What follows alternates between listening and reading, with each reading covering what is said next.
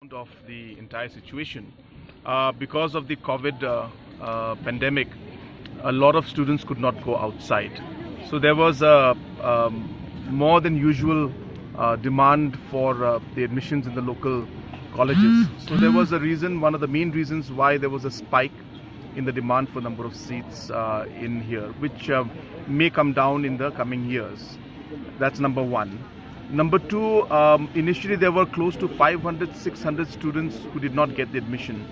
And because of the intervention of the local MLA, Vailat Mikishila, and our Deputy Commissioner and the Education Department, they were able to adjust for about 300 to 50 to 400 students were then adjusted, and efforts were made to bring down the number from 600 down to today 150 or 180 of them.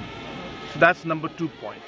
Number 3 point is that out of these 180 students who are left, we are encouraging them that there are some other colleges within the district, in other parts of the district, not just in Jowai, but Shampung area also, Amlarem area also. The other areas also have got places, so they can always seek admission there also. And at the same time, certain students, who are eligible to get admission, we will still keep trying from our side, from the Education Department, to try and find out a way to move forward.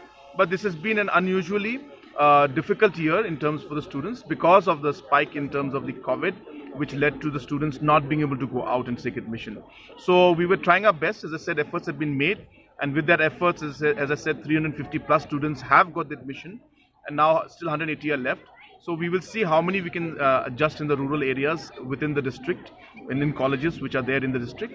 And further, let's see how we can take it forward. So we'll try our best to find a resolution to the issue.